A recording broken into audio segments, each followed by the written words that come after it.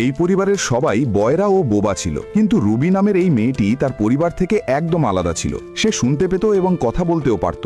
সে খুব অল্প বয়সেই তার পুরো পরিবারের কণ্ঠস্বর হয়ে ওঠে। রুবি প্রতিদিন খুব ভোরে ওঠে এবং তার পরিবারের সাথে মাছ ধরতে যায়। এরপর সে বাজারে গিয়ে মানুষের সাথে কথা বলে দরদাম করে এবং তারপর ক্লান্ত হয়ে স্কুলে চলে যেত। অনেক সময় ঘরের দায়িত্ব পালন করতে গিয়ে সে এতই ক্লান্ত হয়ে যেত যে ক্লাসেই ঘুমিয়ে পড়ত। এই কারণেই মানুষ বারবার তাকে নিয়ে মজা করে। এত দায়িত্বের মাঝেও রুবির একটি স্বপ্ন ছিল সিঙ্গার হওয়া। সঙ্গীতই ছিল এমন এক জিনিস যাতে সে নিজেকে পুরোপুরি স্বাধীন অনুভব করে। যখন স্কুলে সিঙ্গিং কয়ের আয়োজন করা হলো তখন রুবি সাহস করে নাম লিখিয়ে নেয়, কিন্তু যখন স্টেজে গাওয়ার পালা আসে সে ভয় পেয়ে সেখান থেকে পালিয়ে যায়। তার শিক্ষক তার কণ্ঠের লুকিয়ে থাকে প্রতিভা দেখতে পান এবং তাকে আরও একটি সুযোগ দেন। ধীরে ধীরে রুবির আত্মবিশ্বাস বাড়তে লাগে এবং বার্কলির মতো বড় মিউজিক কলেজে পড়াশোনা করা তার স্বপ্ন হয়ে ওঠে। কিন্তু তার মুশকিলগুলো এখান থেকেই শুরু হয়। তার পরিবার মাছের ব্যবসায় ফেসেছিল, যার ফলে ঘরের দায়িত্ব আরও বেড়ে যায়। প্র্যাকটিসে দেরি হতে থাকে এবং একদিন শিক্ষক পরিষ্কার বলে দেন, হয় তোমার পরিবারকে বেছে নাও, নয়তো তোমার স্বপ্নকে।